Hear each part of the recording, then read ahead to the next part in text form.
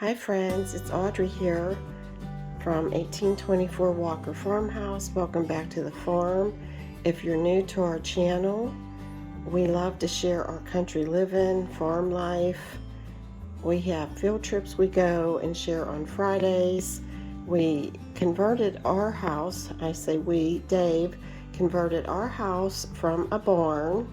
So that's our farmhouse, and we moved a farmhouse, an 1824 farmhouse that was my great-great-great-grandparents, and we moved it 10 miles to where we are now.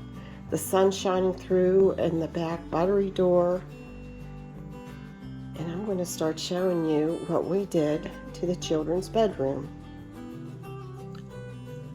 It's 11 o'clock in the morning, and I do have the curtain drawn in the parlor, so there is a little bit more light in here, but this is the light that it would have been at 11 o'clock. And I sort of sound like Dorcas. Have any of you watched Lark to Candleford? And Dorcas was always saying, this is my one weakness, this is my one weakness. Well, I sort of do the same with the Walker Farmhouse. I always say, oh, this was my favorite room to do. And then I'll go in the parlor and say, this is my favorite room to do. But I really did love doing the children's room. I had to really use restraint doing this room because when you go out antiquing, there are so many cute kids things. And although they had a lot of children in the house, they did have 12. 2 had passed away. One at 4 months and one at 14 years old. Still with 10 children growing up, I picture that they still didn't have a lot of toys and things, and they shared a lot. So I've tried really hard to have restraint in this room, to have a lot of things in it. This is the back window, and it was really rotten. We had to replace it, so we did the 6/6. David had to redo the trim, but it's exactly how it was. We had the color matched of the trim. It's the original color from 1824 when the house was built. There were so many decisions to make when we were rebuilding something, trying to make it look like exactly how it was in 1824. And the woodwork, we had, to decide on that too. So Dave used all square nails in putting up new woodwork. Find one there. And also, we didn't use select wood. We wanted like a run-of-the-mill wood, and so that it would age. And I'm so happy. Look, it's been up 10 years and it's starting to look like it's aged. We had this paint match exactly what color it was, and we think it was actually dry paint. And so I used flat. That's the closest we could get. I didn't put any primer on. There wasn't a primer on these windows. They wouldn't have had that in 1824, so we did it just how it was. And I absolutely love this color blue. Sometimes I think it would be so pretty inside our house somewhere. I'm real happy with how it is starting to age, and there was only one coat of paint on these windows, and it was this color, so it was the original color of paint from 1824. By dry paint, I mean that we actually think it was milk paint on the windows.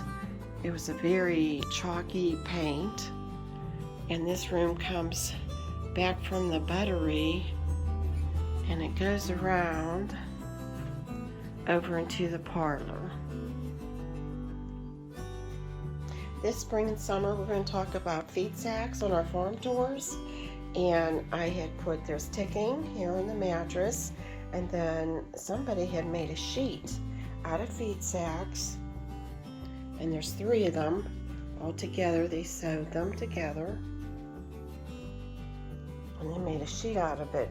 And also, there's some underneath quilts, and there's FEEDSACKS, a lot of FEEDSACKS in this quilt, made out of FEEDSACKS scraps. And a lot of people, when they look for quilts, they look for a quilt inside a quilt, and David and I do that. But also, here it is, right here's a good one. We look for a feed sack in the back. And do you see that was a sugar sack? And also, is there more there, hon? There's another Ben Franklin. And here's all these Ben Franklins. I don't know if you can see it too good. And over here, there's another FEEDSACKS. So we look for FEEDSACKS on the back of quilts. We absolutely love the blues in these quilts. And we don't care what condition they are, they're just all so nice. And this one, what's this one, hon? Full of pep. Full of pep. It's hard to see, but it's a wonderful, wonderful FEEDSACK. We both love FEEDSACKS. David has a wonderful collection. And are you going to share your collection? I am. Sometime? Okay, great.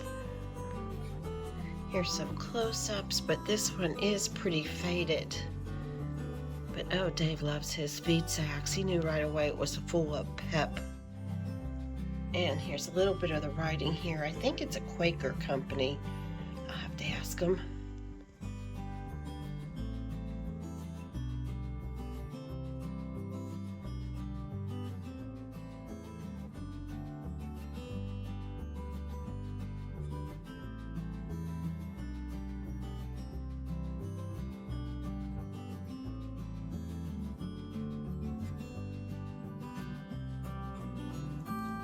I found this quilt top years ago at an antique shop, and I'm really not sure. It's dated 1924. I'm not sure if it was like, first I thought it was a church organization, but they're different.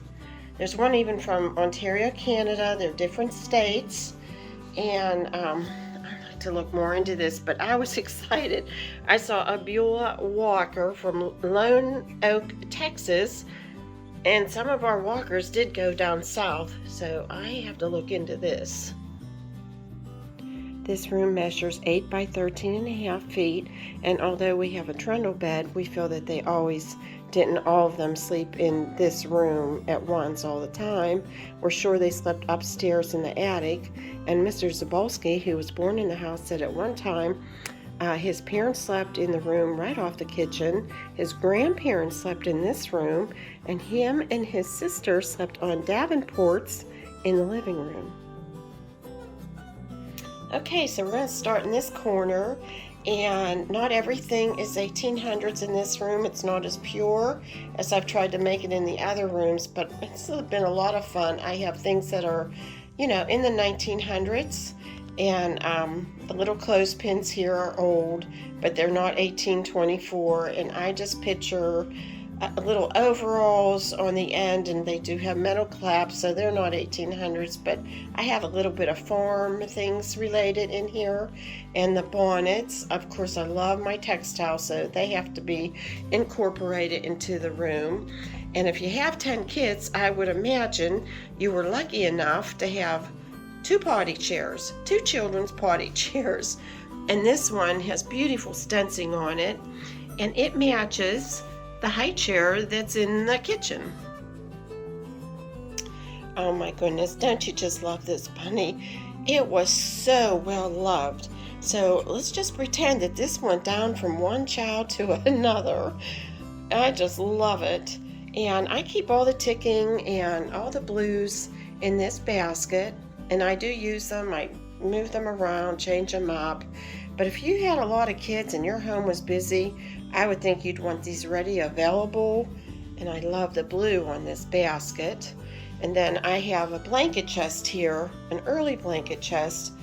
And I keep all the winter, all the red and white and the winter items in the blanket chest. They had 6 girls, so I would imagine that there was lots of little dollies that they could play with over and over. I've been gifted some of these. This one is actually Seeds, this cloth doll. And I just think they're so fun. Knowing that I was not going to put a lot of textiles in here, I was picky with the textiles that I chose. All of the textiles are from local farms, and there's a few that aren't, and they're Pennsylvania textiles. I just bought this one from my friend Harriet not long ago, And I loved it. I loved all the different fabrics, the different colors. It looked so joyful. It just reminded me of it should be in a child's bedroom. One thing that I loved and that I look for in quilts also is that there's fabrics here from 1910 to 1930s. Some are from the turn of the century, and I think it's just so nice that they just kept everything and recycled it and then made it into a beautiful quilt. We offer farm tours here. You tour the 1824 Walker Farmhouse, and then we go down and visit the sheep. And I have to tell you, we've had some school groups and Girl Scout groups, brownie troops, and they absolutely love to try on bonnets. And then they take pictures with them with the bonnets on. So I do have a lot of bonnets in this room. These peg racks are special to me. There's another one in the master bedroom. This I just love. It has just that little bit of tint of blue on them. They're wonderfully aged. We think they're from the early 1800s, but they came out of a house in Allegheny Township that's dated 1797, and I just love them. I'm just so happy to have these. Of course, we have some children's clothing on them. Little girl's apron. Now I'm just going to pretend she was out picking lavender, and 2 pairs of overalls are over here hanging, and the one's just wonderful, made out of early fabric. I just love these blues, and an early denim one. But this is my favorite. This is a local petticoat, and it would have been a young girl's. It's not very big. It's muslin on the underside with beautiful blue homespun and a brown calico, and it was well loved. This came from a sheep farm in our area, and look at the calico that's used on top. It's all original. Absolutely one of my favorite things in the house. If only this little girl could tell me stories of growing up. Dave and I just moved some things in this room, and you know, kids would have little toys probably in their room. Sometimes you know, they were pretty worn. This is an original. This is early. This is not a reproduction step back, a child's step back. And over here is like a little doll trunk with a lesson book. And I have some doll heads that were actually Jimmy Kramer's. I'll show those to you close up. And I do like some local things. This is a little child's mirror from my hometown of Trenton. This chair, it's a cute little child's chair, and it's so special to us. David loves advertising. It has Valley Furniture Company on it, and I do love things that have my hometown name on it. And one of our customers who was elderly got real sick, and when she got sick and before she passed away, she said to her relatives, "No, you make sure Audrey and Dave get that chair." So every time, you know, I go by and I look at the chair, I think of Millie. On top of the dresser, I just put some toys that I think Mother would wanted them to be handled carefully. The little rope bed. Those are early doll quilts. Early pillow, an early dress, and that came from a local farm right down the road. And that's a little calico kitty. And that's a wooden doll. And I have some more bonnets for the girls to try on. And this came from a local estate, and I really wanted to put something of a baby's in here. And Dave made me the trundle bed with a rope bed. When I saw these crutches, I thought, oh my gosh, I wonder if any of the Walker's kids ever had to use crutches. These are little. They're only about 3 feet high, and the tops are hand carved, and this part is like made out of a tree branch. I just thought that was like the craftsmanship and what they would have had to use or need in those days.